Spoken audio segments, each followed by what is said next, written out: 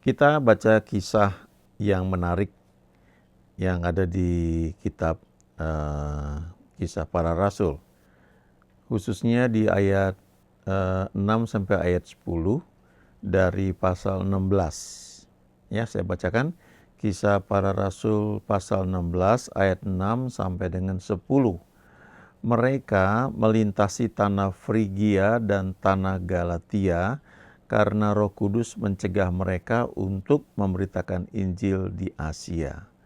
Dan setibanya di Misia, mereka mencoba masuk ke daerah Bitinia, tetapi Roh Yesus tidak mengizinkan mereka.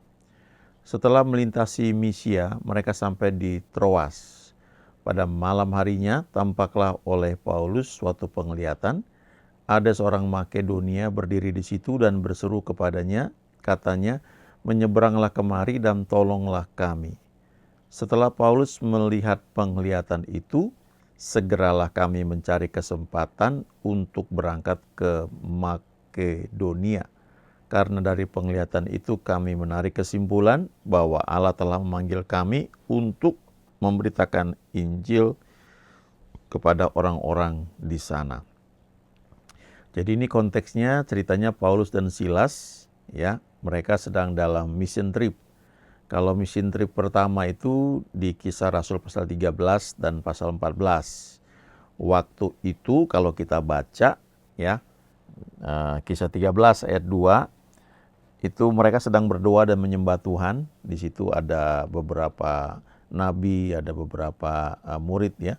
Mereka suka berdoa, berpuasa, menyembah Tuhan. Nah, di antara mereka ada Barnabas dan Saulus, ya, waktu itu namanya masih Saulus. Lalu ketika mereka sedang menyembah Tuhan, beribadah kepada Tuhan, melayani Tuhan, lalu Roh Kudus berbicara, "Khususkan Barnabas dan Saulus untuk tugas yang telah kutetapkan bagi mereka." Lalu mereka semuanya puasa, lalu doa, ya, mereka tumpang tangan atas Barnabas dan Saulus, lalu mereka membiarkan keduanya pergi, dituntun oleh Roh Kudus. Nah, ini menarik, ya, karena mereka melalui satu trip yang luar biasa. Di situ nama Paulus juga berubah, ya, dari Saulus menjadi Paulus. Lalu nampaknya leadership-nya itu mulai kelihatan pada Paulus. Jadi kalau sebelumnya dikatakan Barnabas dan Saulus, tapi selanjutnya dikatakan Paulus dan Barnabas. Nah, ini yang perlu kita pelajari, ya. Karena setelah mereka sukses pada mission trip pertama, di Kisah 14 itu mereka kembali ke Antioquia, ya. Waktu mereka itu sedang kumpul bersama-sama. Kemudian setelah beberapa lama, Paulus punya satu ide baik, ya. Nah, ini nggak salah juga, ya. Baiklah kita mengunjungi orang-orang yang sudah kita layani. Lalu Paulus mau berangkat dengan Barnabas. Barnabas mau membawa keponakannya, Yohanes Markus. Tapi Paulus menolak dengan keras karena Yohanes Markus ini rupanya sebenarnya awalnya ikut perjalanan dengan waktu itu masih Barnabas dan Saulus, ya. Nah, tapi di tengah jalan anak ini pulang, ya, keponakannya Barnabas ini. Ya mungkin, ya, kangen sama orang tuanya barangkali, nggak tahu lah, ya. Tapi Paulus menganggap ini si Yohanes Markus ini nggak militan ini masih anak mami, gitu, kira-kira kayak gitu. Tapi Barnabas tetap mau bawa Yohanes Markus. Nah, karena nggak setuju, akhirnya dikatakan perbedaannya tuh cukup tajam, ya, perselisihan mereka. Akhirnya mereka pisah. Barnabas tetap membawa Yohanes Markus, keponakannya itu, sementara Paulus membawa Silas. Nah, mereka keliling. Nah, di perjalanan ini, ketika Paulus dan Silas di ayat 6 dikatakan di sini melintasi tanah Frigia dan tanah Galatia, ya. Dikatakan Roh Kudus mencegah mereka untuk memberitakan Injil di Asia. Nah, itu kalau kita perhatikan, ya, ada dua cara tuntunan Tuhan di sini. Di Kisah 13 itu mereka tidak punya ide apa-apa. Mereka doa nyembah Tuhan, lalu Tuhan berbicara. Dan kemudian mereka mengalir dalam tuntunan Roh Kudus dan hasilnya sangat luar biasa. Nah, mission trip kedua itu tidak diceritakan mereka sedang berdoa, ya. Mungkin mereka sedang, ya bisa juga sedang doa ya. Tetapi kalau kita lihat yang mission trip kedua ini lebih kepada satu ide baik yang muncul gitu pada Paulus, ya. Baiklah kita mengunjungi gitu. Dan itu nggak salah juga. Tetapi kita lihat ketika itu mau dilakukan ada perbedaan pendapat. Karena Paulus bilang tidak baik membawa Yohanes Markus. Sementara Barnabas bilang, oh kita bawa aja. Kan namanya dia sedang belajar, apalagi ini keponakannya. Lalu mereka beda pendapat, cukup tajam. Akhirnya mereka pisah. Nah, kita perlu lihat di sini ya, bahwa karena kedewasaan rohani tertentu bisa terjadi seperti itu. Mereka pisah, apakah itu sempurna dari Tuhan? Menurut saya enggak juga. Ya. Tetapi dalam kesalahan pun tetap Tuhan bisa bekerja. Walaupun bukan berarti kita membenarkan kesalahan itu. Ya. Nah, jadi ini mission trip kedua ini lebih muncul kepada muncul karena lebih kepada ide baik gitu ya. Dan nggak salah juga. Nah, waktu mereka mulai melakukan perjalanan misi ini, khususnya di sini cerita mengenai Paulus dan Silas, di sini kita baca Roh Kudus mencegah mereka untuk memberitakan Injil di Asia. Padahal pemberitaan Injil itu adalah amanat agung. Ketika Yesus mau naik ke surga, di Matius 28 dia bilang, pergilah ke seluruh dunia, jadikan semua bangsa muridku. Artinya kamu harus menyampaikan kabar baik, memberitakan Injil.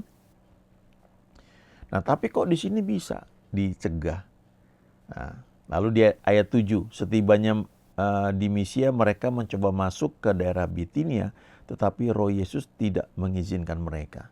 Ini menarik loh. Jadi artinya begini, waktu kita ada dua cara ya melakukan tuntunan dari Tuhan. Yang pertama itu karena kita mendapatkan spesifik ya, kita berdoa menyembah, kita nggak punya ide tiba-tiba muncul ya Tuhan menyuruh kita melakukan sesuatu, kita lakukan. Dan itu biasanya hasil luar biasa, asalkan kita ikuti tuntunannya. Ya. Tapi yang kedua itu, ya, caranya ini lebih kepada karena kita sudah berhasil di yang pertama, lalu kita merasa punya pengalaman, kita melihat, oh ini bisa nih, lalu kita buat. Kita doa juga sih, tapi doanya beda. Lebih kepada sudah punya ide baru kita doakan. Tapi kalau yang pertama itu nggak punya ide. Kita doa dan Tuhan kasih ide. Nah yang kedua ini karena sudah punya ide baru kita doakan, seringkali itu tidak selalu sempurna. Kan kalau kehendak Tuhan tuh ada yang baik, ya. Di antara yang baik itu ada yang berkenan kepada Tuhan, lalu di antara yang berkenan itu ada yang merupakan sempurna, pusat rencana Tuhan. Nah, kalau kita tidak punya ide apa-apa, kita berdoa menyembah Tuhan, biasanya yang muncul itu adalah memang yang Tuhan inginkan, sempurna. Tapi kalau kita sudah melakukan sesuatu, lalu kita merasa kita bisa, berhasil, punya pengalaman, ya, punya uang mungkin, punya kuasa, punya posisi, lalu keluarlah ide baik. Itu. Nah ini mungkin nggak salah juga sih, asal tetap harus didoakan. Nah dalam pelaksanaannya bisa terjadi seperti yang dialami oleh Paulus dan Silas. Mereka mau melakukan perintah Tuhan yang mereka tahu, beritakan Injil. Tapi kok bisa dicegah sama Roh Kudus? Yang cegah itu Roh Kudus. Ya. Bahkan di ayat 7, Roh Yesus yang memberikan perintah itu. Kok bisa begitu? Ya, karena apa yang mereka lakukan itu, kalau saya pelajari di sini, lebih kepada suatu hal yang merupakan ide baik, tetapi harus tetap dalam kontrol. Dan memang semuanya harus tetap hanya Tuhan sih. Tapi saya juga belajar di sini betapa Paulus dan Silas ini cukup peka ya, sehingga mereka bisa bilang, oh ini Roh Kudus mencegah, Roh Yesus tidak mengizinkan, ya luar biasa.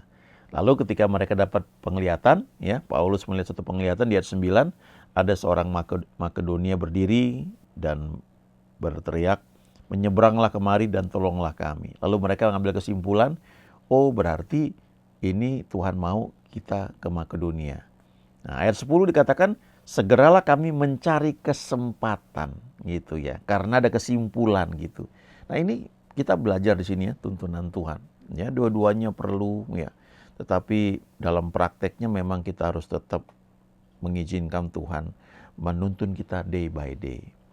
Itu sebabnya di Yohanes 10 ayat 27 ya, Yesus berkata, domba-dombaku mendengarkan suaraku dan aku mengenal mereka dan mereka mengikut aku. Jadi artinya kita ini sebagai domba-dombanya Yesus ini, kita ini sebenarnya mendengar suara Dia, ya. Cuma kita nggak sadar atau kita ya kecampur dengan banyak suara lain. Nah, di sini dikatakan domba-dombaku mendengarkan. Jadi bukan hanya mendengar tapi mendengarkan, memperhatikan ya. Bukan hanya hear, yes, hearing gitu ya, tapi ini listening, memperhatikan, menyimak. Nah, lalu Tuhan katakan di sini, aku mengenal mereka. Aku tahu yang pas, tepat buat mereka itu apa. Nah, jadi dengan cara kita memperhatikan suara Tuhan, dan kita sadar bahwa Tuhan yang paling ngerti tentang kita. Nah, aplikasinya kita ikutin Dia, tuntunannya. Lalu ayat 28 ya, mengatakan, dan aku memberikan hidup yang kekal kepada mereka, dan mereka pasti tidak akan binasa sampai selama-lamanya. Ya. Renungkan ayat ini baik-baik ya, ini janji Tuhan loh. Pasti tidak akan binasa sampai selama-lamanya. Ya. Jadi ketika Tuhan tuh memberikan hidup yang kekal, itu sesuatu yang sifatnya pasti ya. Tetapi apakah kita mau menolaknya atau membuangnya, itu pilihannya ada pada kita ya. Ada kehendak bebas.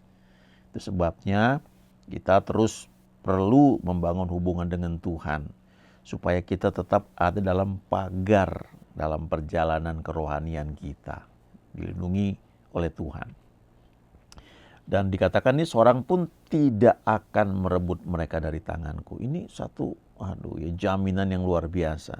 Ayat 29, Bapakku yang memberikan mereka kepadaku lebih besar daripada siapapun, dan seorang pun tidak dapat merebut mereka dari tangan Bapa. Ya. Aku dan Bapa adalah satu. Ini jaminan yang sangat kuat bahwa ketika kita terima Tuhan Yesus, ya, kita menjadi domba-dombanya. Nah, kita perlu belajar mengenali suaranya. Ya, Tuhan tuh kenal kita begitu detil. Kita ikutin Dia aja, bangun hubungan pribadi dengan Tuhan, step by step, day by day. Dan Dia janji ya tidak ada yang bisa merebut kita ini dari tangan Dia. Nggak ada yang bisa merebut kita dari tangan Bapa. Ya. Jadi selama kita nurut, kita tuh aman. Makanya mau istilahnya Tuhan datang kapanpun, ya kita tetap rasa aman. Kita nggak perlu jadi takutnya. Kayaknya minggu depan Tuhan mau datang nih ya, kita mesti lebih sungguh-sungguh, doanya lebih banyak ya, bahasa roh lebih banyak misalnya gitu. Nggak jadi seperti itu. Kita lakukan hidup ya normal saja. Tapi kita bangun hubungan dengan Tuhan. Persis seperti kisah mengenai Henokh di Perjanjian Lama. Henokh itu bergaul dengan Tuhan. Artinya bergaul apa? Dia melibatkan Tuhan dalam setiap bagian hidupnya. Dalam bahasa Inggrisnya, Enoch walks with God. Henokh itu berjalan bersama Tuhan selama 300 tahun. Dan selama 300 tahun itu dia punya istri, dia berhubungan normal sebagai suami dengan istrinya. Dan dalam 300 tahun itu dia punya anak laki-laki, punya anak-anak perempuan. Jadi bukan jadi seperti, wah ini Tuhan mau datang nih, jadi saya selibat ini, saya nggak menikah atau apa. Ya kalau Tuhan panggil nggak menikah ya nurut, tapi kalau nggak ya normal. Ya. Jadi katakan di 1 Korintus 7, seorang yang menikah, ya, seorang suami yang menikah memusatkan perhatiannya pada perkara-perkara dunia, bagaimana ia menyenangkan istrinya. Ya. Jadi memang itu bagian dari pelayanan ternyata. Ya, ajak jalan-jalan dan sebagainya. Sebaliknya istri juga begitu. Ya, seorang istri ya memusatkan perhatian pada perkara-perkara duniawi, ya, bagaimana menyenangkan suaminya. Suaminya senang makan apa? Ya kalau nonton TV ditemenin misalnya. Kemudian diperhatikan bagaimana istrinya dandan buat siapa gitu. Itu hal-hal yang duniawi kan sebenarnya. Nah, tapi bisa tetap bergaul dengan Tuhan. Itu yang Henokh lakukan. Jadi nggak takut kapanpun Tuhan datang. Ya, kita aman, teduh, kepastian bahwa kita tuh dilindungi oleh Tuhan. Nah, dalam prakteknya dalam kehidupan sehari-hari ya, walaupun kita tahu bahwa Tuhan bersama kita ya, tapi kan ada banyak hal yang kita hadapi setiap hari ya. Kita butuhkan misalnya soal buat sekolah anak-anak ya, buat kebutuhan apa saja, dan kita punya satu kerinduan ya, ada secret petition ya. Kita perlu ingat ayat ini ya, Ibrani 12 ya. Looking unto Jesus the author and finisher of our faith ya. Itu dikatakan begini, marilah kita melakukannya. Baiklah kita dengan tekun berlomba dalam perlombaan yang diwajibkan bagi kita. Marilah kita melakukannya dengan mata yang tertuju kepada Yesus, yang memimpin iman kita itu sampai kepada kesempurnaan. Nah, bahasa Inggrisnya bilang, looking unto Jesus, the author and finisher of our faith.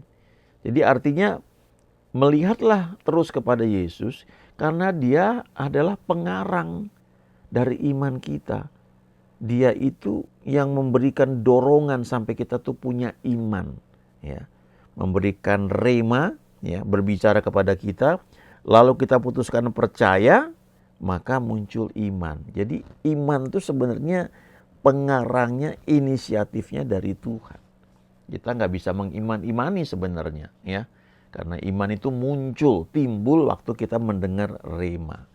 Yesus itu the author, ya, pengarang iman kita, tapi dia juga yang menyempurnakan, yang memimpin kita ini dalam iman sampai iman tersebut sempurna dan menarik apa yang Tuhan janjikan. Ya, misalnya gitu ya, ada yang mau jadi diplomat, punya cita-cita, ya, jadi duta besar misalnya, ya. Ada yang mau jadi pilot, ada yang mau jadi komponis, mau jadi dokter gigi misalnya, mau jadi dokter, mau jadi hamba Tuhan misalnya, mau jadi pendeta, ada yang mau jadi musician, banyak sekali ya. Nah, sebagian besar kemungkinan itu memang dari Tuhan, karena Tuhan memberikan kerinduan di hati kita masing-masing. Lalu kita doakan ya. Nah, waktu kita doakan itu kan day by day, kan nggak semalam jadinya. Menjadi dokter kan perlu sekolah juga. Kita lakukan dengan setia bagian kita day by day ya, sampai itu terwujud ya. Nah, Yesus itu yang menyempurnakan iman kita itu, sehingga pada waktu kita diwisuda, kita berdiri sebagai seorang dokter, sebagai seorang pilot, sebagai seorang dokter gigi, sebagai seorang misalnya diplomat ya, dilantik atau jadi duta besar, atau menjadi seorang komposer ya. Dan terus kan bertumbuh terus ya. Lalu ada lagi iman berikutnya kan, from faith to faith, dari iman kepada iman. Setiap bagian hidup kita itu merupakan perwujudan dari iman yang menarik setiap janji yang Tuhan berikan kepada kita. Nah, bagian kita adalah looking unto Jesus, melihat terus kepada Yesus. Caranya gimana? Ya terus bersekutu dengan Tuhan. Ya, hidup kekristenan itu enggak sulit kok ya.